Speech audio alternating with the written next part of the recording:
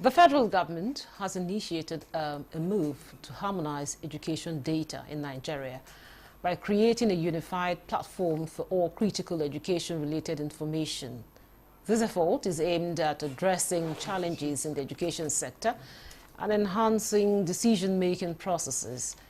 In line with this goal, the government inaugurated a committee tasked with driving the Education Data Initiative. The committee, known as the Nigerian Education Digitalization Initiative Implementation Team, was formally launched in Abuja by the Minister of Education, Dr. Maruf Tunji Alausa. The minister emphasized that the project is a significant step in addressing the fragmentation and inconsistency of education data in the country. The data bank would not only centralize records, but also provide a foundation for evidence-based decision-making and policy development to enhance education quality across the nation. This will be our focus on Nigeria today. Thanks for joining us. I'm Ikaria Clinton.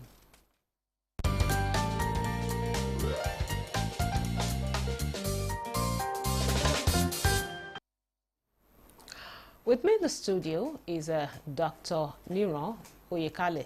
He's the chairman and CEO, Commit Technology and Consult, CTC, and he's also an advocate of digital and emerging skills. You're welcome to Nigeria today. Good evening. How are you doing? Dr. Niro, I haven't heard the introduction of the program. Now, talking about the NEDI, the Nigerian Education Data Initiative. Why is it important for us to have a centralized data bank for the education sector? Thank you very much. When this committee or this initiative was launched, it's like we have gotten there. Because before now, most of our policies are founded on guesses. You can imagine the uproar generated by how many children are out of school in Nigeria. This person will say 10 million, another person will say 30 million, this. And so with this, one needs to give an applause to the Honorable Minister that is coming to the education system or sector. It's not just for coming sake, but he has come to bring a lot of changes that we see a rebirth of Nigeria education system, heading for where education system is supposed to be, where Nigerians will actually take the benefit of the education and the relevance, not only locally, but globally. So how will these initiatives transform the education planning and policy, making in Nigeria? When you talk of accountability, transparency, you talk of decision making, right? Those are the key things that determines where any country of the world is heading to when it comes to education. Before now, nobody can actually say this is the number of secondary schools we have in Nigeria. How many primary schools do we have? How many teachers? Nobody can. What are the infrastructures that are actually in these schools?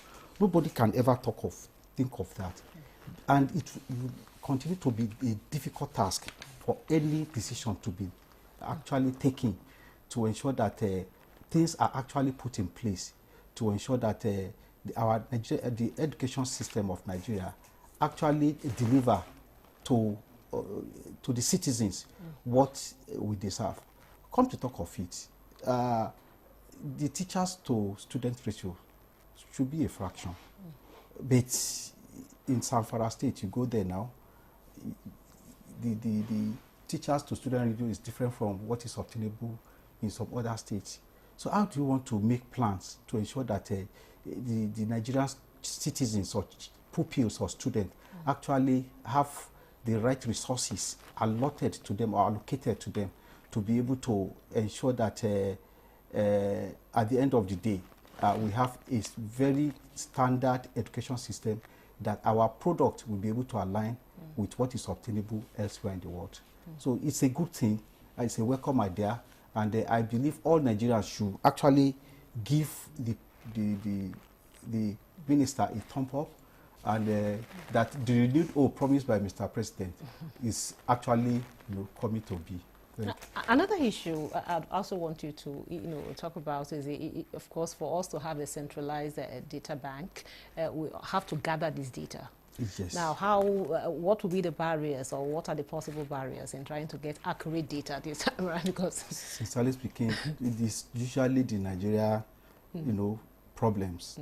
Some people want to actually block so as to ensure that whatever they've quoted in the past actually comes to be what Nigeria will work with, right? So that is the human factor is the most difficult factor that this committee should be ready to tackle if actually they want to mean well and they want to achieve results for Nigeria. The human factor. The another thing is the use of technology, digital literacy. I wouldn't, if I am here and I don't delve into that, if our viewers listening to me, we see me as not being just on the issue at hand. We talk of the use of, digital skills. It's important, and I want to appeal to the Honourable Minister that yes, we have seen the rebirth of Nigeria education system. This is 21st century. After the NEDI, what next? Then we should start to think of how to empower every Nigerian so that they can be part and parcel of this collection of data. And what does that mean? What role can every Nigerian play in this? Yes, now we need to be empowered. We need to be digital literate. If we are digital literate, you don't need to come to my domain before I forward to you what I see happening or in my domain. You can see the power of social media. There are certain schools that have gone dilapidated beyond reasonable doubt, but the government were tasked or challenged when they see the pictures of those infrastructure all over everywhere. They'll be forced to move in and do that. So Nigerians have very big role to play to actually make the government to be accountable, by helping government to be accountable for the infrastructures of education in their domain or in their vicinity. What about the teachers? Of recent, how many teachers do we have in Nigeria? Nobody can solely say this is the number of teachers we have in Nigeria. How many students are dropping out? Nobody can say these are the number of students dropping out. So it's always difficult to match resources with the real numbers of these infrastructures on education. But with the coming of this centralized data collection and data, how do I put it, data collection and this NEDI project, transparency will be the main thing, and at the end of the day, it will be Uhuru for Nigeria education system. When you're talking about data, about of course, I was able to find out. They said the data repository will integrate data from basic to tertiary levels. I was wondering, what are we expecting really to be in these data repository? Because I just heard you say we don't know the number of out-of-school children, we don't know the number of teachers we have. So what are likely to be? One, we now have access to comprehensive school infrastructure and location data. Where is this school? Which school is there? How many schools are serving the people here, right? We have arrays of schools, not even government. But how many government schools do we have now? That is an area we'll be able to give a good account or be able to tell anybody, especially our development partners that are willing to assist us. We should be able to give them the figures, the real thing they can actually work with. What about student demographics and academic performance? How many students are males? How many are females? How many are living with challenges? Nobody can actually give you the exact figures. And with this, sincerely speaking, we are only eating ourselves on the legs, because people that are actually willing to assist us, due to a lack of data, have not shown so much interest they will have shown if we have this data in place. Then teachers, their qualification. You see, like you have of all this the global ranking, ranking bodies.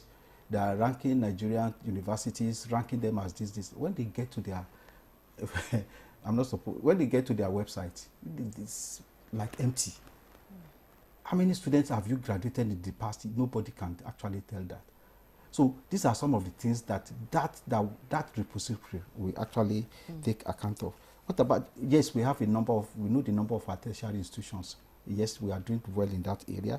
But what about the school grading system? Can anybody outside Nigeria, an institution, want to verify your results? Can they do it seamlessly from wherever they are until they come to Nigeria, where the hard copies will be issued? You understand? So there should be a center point where everybody can go and access all these details. Sincerely speaking, it will help us more than we think it will. I said it the other time that this is the rebirth of Nigerian education system. Now we are taking data so seriously. Our policies will no longer be informed or based on guesses. This has been the practice. And for 21st century education system, we need to do away with that. How will this initiative also check leakages in the education sector? Because you talk so much about benefits. Leakages, yes. When you talk of corruption, you talk of transparency, you talk of real-time data. Like if you have access to a particular data now that I can easily have access to, it will be difficult for you to falsify it now. So it is better for our data to be at a point where everybody can have access to it than for it to be fragmented. You said it earlier in your intro that we're talking of fragmented data. It has not been helpful. So Nigerian education is undergoing a serious rebirth. I'll continue to say that. And the beginning is just what the Honorable Minister has just done. Data.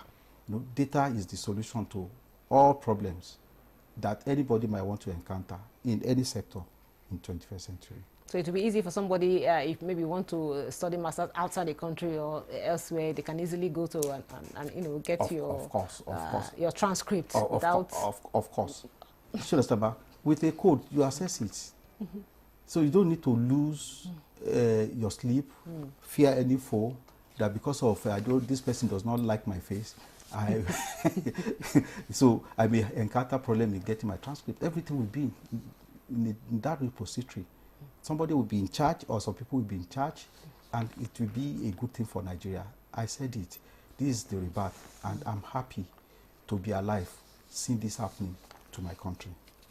Now, the national identity number, according to these initiatives, will serve as a unique identifier for every student, enabling real-time tracking of each student's educational journey. Talk to us about that. What does that really mean? Of course, now that is your identity.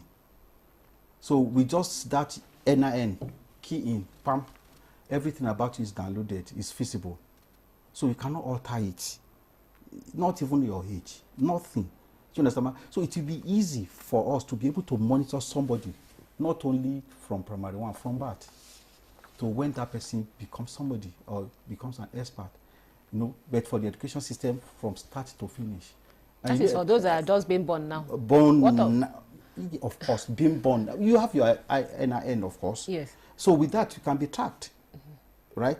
You are being tracked already. So you imagine somebody being able to tell you where you are at a point, what you are doing. You are being tracked. And that is the way to go. This is 21st century. We're in the era of digital, where nothing is hidden again. Everywhere you are being monitored. So having that repository, linking it to NIN, will enable you to be tracked so that your progress can be monitored. Okay, now, how many graduates of Nigerian institutions are looking for jobs now? Nobody can tell you. And it will now save the state from, embarking on it, in silos. Even the local government has gone into it now. Come and register your name if you are looking for a job. It's an eyesore. Nigeria shouldn't be where Nigeria is now. Nigeria should be, be competitive, should be rubbing shoulders with the big guys globally. We just joined BRICS now, so we must start to think the BRIC way, right? And that is it. So NIN is very important. It's the unique what do you call it? It's unique in its way, and it will enable, everybody to be able to track your progress as you climb the ladder in the education sector. Having said all that, the benefit of these initiatives, what are the likely, challenges you foresee? We have said that human first, then human first, human capacity second. How do we address these challenges? To address that challenges, sincerely speaking, before now, the government agencies have done something. They came up with a way to empower every Nigerians, and this government actually saw it, because it's in this government priority area 7 that to diversify the economy, right, through manufacturing, innovation, creative economy and digitalization, that 70% of Nigerian population must be digital literate by 2027. Because without that, sincerely speaking, we're only joking. But when you look back, where are we coming? Where are we? Even this government, right, the CDCU of this government actually scored Nigeria 0 on the baseline digital literacy at the end of 2023. So it's a task that everybody must wake up to be part of. How do we move Nigeria? How do we increase this population of Nigeria who are digital literate to 70% by 2027? Sincerely speaking, it's a very big task, but I only know that if we cannot attain 70%, which is approximately about 70 million Nigerians, if we are able to move to 10 million or 20 million, sincerely speaking, we have started. So this digital literacy is key. It's key. The minister announced a few days ago that all exams will now be on CBT by 2027. What is the competence or capability of these pupils that will be writing exams on CBT? Right? The teachers, do they have what it takes? I know the teacher needs certain skills. 7, right? The teacher needs to be digital literate. They need to be well acquainted with 21st century learning design. You talk of Make Code, Minecraft, OneNote, Microsoft 365, and Windows. How many teachers in Nigeria have improving skills on that area? Then how do they want to teach these students or pupils? And you see, you cannot give what you don't have. It has also been an assumption, like this data of a thing. We assume a lot. So, but with this that is happening now, I'm very, very confident that the Honorable Minister, next line of action will be that think tank that we will put together to look at digital literacy and support, assist the government to be able to, cross over that bar, a bar that every living soul in 21st century must come over. They must go over it, and that is digital literacy. That is the way in the globe, and Nigeria must not be left behind. Dr. Nero, you mentioned that the digital literacy level of Nigerians has been 0, scored as 0. With all this, our TikTok and this, our Facebook and everything, you mean we are still on 0? Because I was wondering. You see how positively are we using the skills? That is one.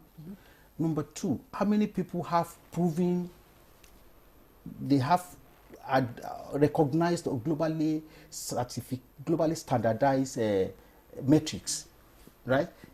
Even in 2020, the National Council on Communication and Digital Economy, that's the highest policy-making body for government at all levels on anything digital, actually agreed and recommended that all trainings on digital, either IT supported or IT, should terminate in global certification. Remember, the entire world is just a word, it's a village. So that is what we can't. But how many Nigerians? I can tell you, between 2010 and June 2024, right? June 2024, only about 83,000 Nigerians from 2020 actually presented themselves for global certification in all these skill areas. And out of them, only 53,000. When you find a fraction of 53,000 out of over 200 million, what do you get? So what I'm saying is this, what we should be doing is this. Let us go back to the recommendation. Let us adhere strictly to the initiative presented in the National Digital Literacy Framework. And before you know it, we get, we are sharp. Very sharp. We may be late starter, but once we agree to go after, we overtake. The world is looking at us. That is the truth. 2025 is critical to the world. You know why? There will be so much jobs, very few hands to handle the jobs. Skill shortages all over everywhere. But how can we marry that to what is happening in Nigeria? We have so many youth on the street, youth that have graduated with skill mismatch, without the minimum requirement for employment. There's need for us to look at this. And I'm very sure from this data as foundation, the next move of this government, of this minister, will be to look decisively into digital literacy. Yeah, because you were saying what next? After this, what next? What next? Yes. Digital literacy. Okay. Yes, a think tank should be put together to look at digital literacy. A baseline assessment of Nigeria to establish their proficiency needs to be part of what will be in the repository of this data. Must be a data that must be collected, that will guide whatever will happen in Nigeria to our education system, to the youth. It's very, very important. We don't have it. Ask me, how many Nigerians are digital literate? Nothing. Right? Like, for instance, I just got a deal in Syria alone now to come and assist them to achieve that. No nation can move into the 21st century without establishing that proficiency. That is one. Without integrating digital literacy into the education sector. All system of education, at all levels of education in Nigeria. So we need to look at that. If we're able to do that, I don't see any problem with our mathematics. People are talking of poor standard. No. The problem is that we've not been able to actually move from the 20th education system we are running to 21st century. The day we're able to do that, like we have done for this data, sincerely speaking, the day we see Nigeria, leading the world and driving the pace and taking the benefits that a typical Nigerian is known to always possess. Dr. Nira, another concern here is sustainability. How do we sustain this initiative? Because it's a very wonderful initiative from what you've explained so far. Because that is where the whole world is. To sustain it is to integrate it into the education system. Okay. Right? Then all trainees should terminate in global certification. Already, the document of government has spelled out all this. If I can remember vividly well, we have this National Digital Literacy Framework. The first initiative is, strategic initiative 1, is to ensure that every student at graduation or before graduation graduate with digital literacy as a skill and certified. The number 2 strategic initiative is to ensure that every worker at national and sub-national level are digital literate. The number 3 is to ensure that all the youths that are out of the school now but can read and write have digital literacy certification to compete with the rest of the world. How can you imagine? In Sweden, about 3 or 4 weeks ago, Sweden is looking for 300,000 overseas of foreign workers. In June, it was Germany. In Japan, they are looking for. Everybody is just talking about a skill shortage. The number 4 is that there must be a legal a framework to sustain digital literacy in Nigeria. And that is that. So the National Assembly, there must be an executive bill that will go to the National Assembly. That must be passed. Then you now talk of the budget line as the 5th strategic initiative. If we're able to do this, the issue of sustainability has been taken care of. It becomes permanent and nobody can remove it. So thank you. That's the way to go. Thank you very much. That was Dr. Nira Oyekale. He's a chairman, CEO, Commit Technology and Consults, C2C. Also an advocate of digital and emerging skills. Thank you so much for your time. Thank you for having me.